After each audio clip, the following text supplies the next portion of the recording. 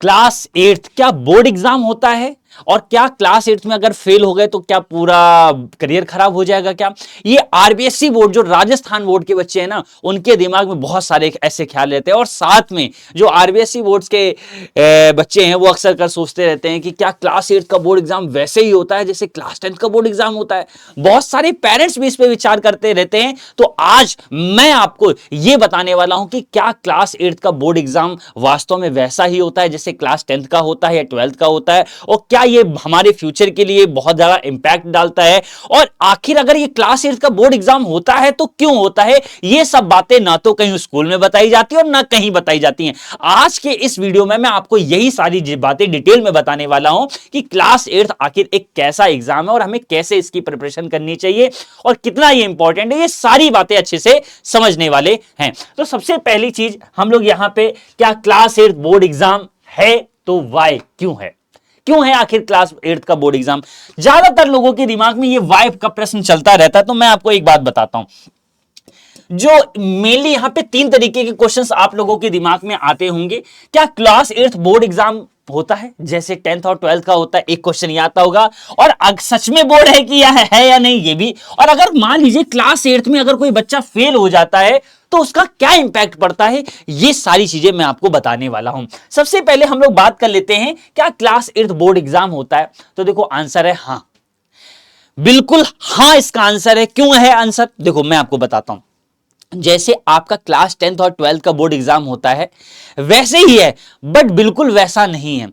Class tenth और twelfth का जो बोर्ड एग्जाम होता है वो एक बड़े लेवल का होता है। जो क्लास एट्थ है ये भी आपका बोर्ड एग्जाम होता है, लेकिन इसको जो है वो राजस्थान का शिक्षा विभाग कराता है, ये उस स्तर का नहीं होता है। तो सर अब बात आती है, सर क्या हमें क्लास एट्थ को उस तरीके से प्रिपरेशन करना चाहिए और नहीं करना चाहिए, ये आप बता दो। और सर क्लास एट्थ में अगर मैं फेल हो गया तो क्या होगा? तो देखो मैं एक बात बताता हूं, क्लास एट्थ में अगर आप फेल हो जाते हो, अगर मान लीजिए आपने इसको बिल्कुल नॉर्मल क्लासेस के तरीके लिया और आप उसमें जो है ढंग से पढ़ाई नहीं करो, आप फेल हो गए, तब क्या हो गया? पहले क्या हुआ करता था, राजस्थान के जो बोर्ड एग्जाम हुआ करते तो उसमें एक पॉलिसी, डिटेंशन पॉलिसी चलती थी कि बच्चे को फेल नहीं करना है। क्या करना है? बच्चे को फेल नहीं करना है ना। या तो उसके बाद बच्चे को फेल नहीं करना, इसका मतलब क्या सबको पास कर दिया जाएगा? नहीं, ऐसा नहीं है।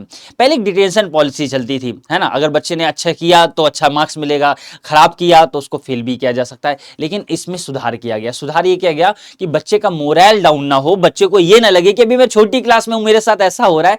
तो उस डिटेंशन पॉलिसी को हटाया गया और बच्चे को मौका दिया गया कि अगर आप मान लीजिए आपने बोर्ड एग्जाम दिया क्लास एट्थ का और आप फेल हो गए, तो फेल होने के बाद क्या होगा? आपको दोबारा चांस दिया जाएगा, सप्लीमेंट्री आप दोबारा से एग्जाम दोगे और उसके बाद उसको आप क्लियर करोगे। अब बात ये आती है, सर हाँ ये बात समझ गया कि सर मतलब क्लास एट्थ में फेल हो सकते हैं लेकिन हमको मौका मिलेगा।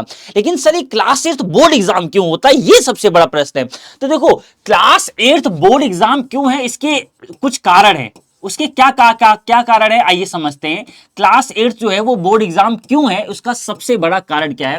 देखो आप लोग जो है वो सिक्स सेवंथ बढ़िया से पढ़ते चले आते हो, एट्थ भी आपने पढ़ा, नाइन्थ में जो होता है ना वो सिलेबस थोड़ा बदल जाता है, नाइन्थ में लेवल ऑफ क्वेश्चन चेंज हो जाता है। और बोर्ड ये क्लास एट्थ को बोर्ड एग्जाम इसलिए बनाया गया है जिससे जो हमारा स्टूडेंट है उस स्टूडेंट का एग्जाम लेवल अच्छे से बढ़िया से तैयार होना शुरू हो जाए। क्योंकि जैसे ही आप क्लास एट्थ से क्लास नाइन्थ में ट्रांजिशन आपका होता है, वैसे आप पता है आपका अलजेब्रा मैथ्स हो या फिर इंग्लिश हो, उसका थोड़ा सा लेवल अप होता है। और अचानक से जब ये लेवल अप होता है ना तो बच्चा घबरा जाता है और मतलब अच्छे से पेपर नहीं कर पाता है, अच्छे से तैयारी नहीं कर पाता है। इसलिए क्लास एट्थ को बोर्ड एग्जाम राजस्थान में इसलिए बनाया गया, क्यों? क्योंकि एग्जाम का लेवल जो है वो स्टूडेंट अच्छे से समझ पाए। क्योंकि क्लास 9 में सिलेबस थोड़ा बढ़ता है, क्लास 10 में बोर्ड एग्जाम रियल वाला होता है, वो लेवल बढ़ता है, तो उसको अच्छे से प्रिपेयर करने के लिए एक तो कारण ये। दूसरा जो है ये टीचर्स के लिए होता है, ये टीचर्स के लिए होता है, ये स्कूल के लिए होता है। एक और पॉइंट होता है कि अगर क्लास 8 को बोर्ड एग्जाम किया जाता है तो इससे क्या होता है, इससे ये चीज होती है कि जो स्कूल होते हैं उन स्कूल में क्वालिटी ऑफ टीचिंग अच्छी चल रही है कि नहीं, इसका अंदाजा भी लग जाता है। अब क्लास 8 बोर्ड एग्जाम हो गया है, तो जहां जहां पे मतलब क्लास 8 है ना, जिन जिन स्कूल में है ना, वैसे सारे स्कूल में होगा, तो जिन जिन स्कूल में ऐसी चीजें हो रही हैं तो वहां पे क्वालिटी ऑफ लेवल चेक हो जाएगा कि भाई साहब वहां पे पढ़ाई अच्छे से हो रही कि नहीं हो रही है। राजा बाबू समझ लो मेरी बात, क्वालिटी लेवल की अच्छे से पढ़ाई हो रही कि नहीं है, टीचर अच्छे से पढ़ा रहे, क्योंकि जब तक बोर्ड नहीं होता है तब तक नॉर्मल तरीके से उसको हाँ हाँ ऊपर ऊपर से पढ़ा दिया गया, हाँ हाँ नॉर्मल तरीके से उसको ले लिया गया। लेकिन जब वो बोर्ड एग्जाम हो जाता है तो फिर यहां पे टीचर की और स्कूल की भी जिम्मेदारी बन जाती है कि जो पढ़ाई कराई जा रही है उसका लेवल थोड़ा सा अप हो जाए, ये चीज हो जाए। इस वजह से एक ये चीज करी गई। एक कारण क्या है बच्चों के लिए, कि बच्चे जो है वो आने वाली 9th और 10th क्लासेस के लिए थोड़े से अच्छे मेंटली प्रिपेयर हो जाए कि नहीं, लेवल अप होने वाला है। और दूसरा जो है क्वालिटी लेवल स्टूडेंट टीचर्स के लिए और स्कूल के लिए ये चीज होती है। अब तीसरी सबसे इंपॉर्टेंट चीज ध्यान समझना, तीसरी सबसे इंपॉर्टेंट चीज, सर अगर हम जो है क्लास 8 के बोर्ड एग्जाम में फेल हो जाते हैं तो क्या सर हमें क्लास 9th नहीं मिलेगी? तो मैंने अभी आपको शुरुआत में बताया था कि आपका राजस्थान में जो आपका क्लास 8 है वो बोर्ड एग्जाम होता है, लेकिन 9th जैसे 10th का होता है या 12th का होता है वैसा नहीं होता है। इसको राजस्थान का शिक्षा विभाग कराता है। अगर आप फेल भी हो जाते हो, है ना, if you fail in class 8, अगर आप क्लास 8 में फेल भी हो जाते हो तो कोई दिक्कत वाली बात नहीं है। दिक्कत वाली बात तो वैसे रहती है, क्योंकि पढ़ाई नहीं करोगे तो फेल हो गए, इसका मतलब क्या आप बढ़िया से तैयारी नहीं करो। 9th 10th में कैसे करोगे, 12th में कैसे करोगे? अच्छी तैयारी तो शुरुआत से होती है, जिसकी फाउंडेशन स्ट्रांग होती है वही तो बढ़िया करता है। फिलहाल अगर आप क्लास 8 में फेल हो जाते तो आपको एक मौका मिलता है, कि आप वहां पे कंपार्टमेंट एग्जाम जो सप्लीमेंट्री एग्जाम होते हैं वो दोबारा से दो, जिस सब्जेक्ट में फेल हो गए हो, और उस सब्जेक्ट को दोबारा से अच्छे से तैयार करो, ये चीज होती है। तो आपको मेरी बात समझ में आई मैं क्या कहना चाह रहा हूं, कि क्लास 8 जो है बोर्ड एग्जाम होता है ना। और क्यों होता है? क्योंकि आपको फाउंडेशनली स्ट्रांग किया जाता है आने वाले बोर्ड एग्जाम के लिए, लाइक 10th और 12th में। जब 8th से 9th में एकदम से आप ट्रांजिशन करते हो ना, तो थोड़ा सा आपको दिक्कत होती है, आपको लेवल ऑफ द क्वेश्चंस नहीं मैच कर पाते हो, तो इसलिए क्लास 8 को बोर्ड एग्जाम कंडक्ट करा। दूसरा कारण क्या है? टीचर और स्कूल इनकी क्वालिटी चेक हो जाती है। टीचर भी सीरियस हो जाता है, स्कूल भी सीरियस हो जाता है जब आपके क्लास 8 के आगे बोर्ड एग्जाम लग जाता है ना। तो ये हो गया। और तीसरा मैंने आपको बताया, अगर आप फेल भी हो जाते तो आपको एक मौका मिलता है, लेकिन फेल नहीं होना है।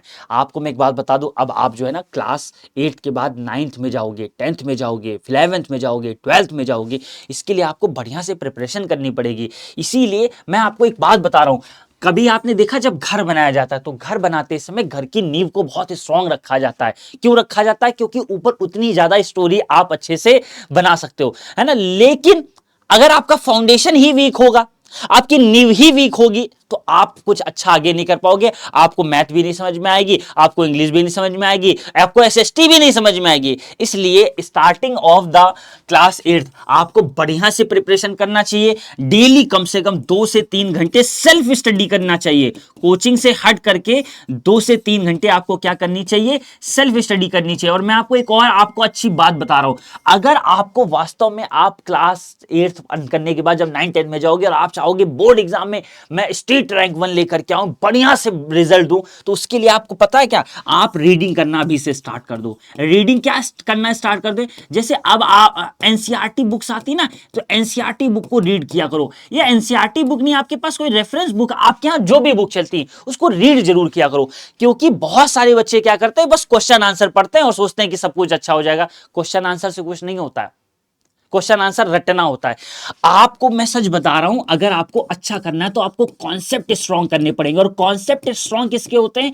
कॉन्सेप्ट उन बच्चों के स्ट्रांग होते हैं जो बच्चे जो है बुक रीडिंग अच्छे से करते हैं। आप जितनी अच्छे से बुक रीडिंग करोगे, आपका कॉन्सेप्ट उतना ही स्ट्रांग होगा। मेरी बात समझ पा रहे हो कि नहीं समझ पा रहे हो?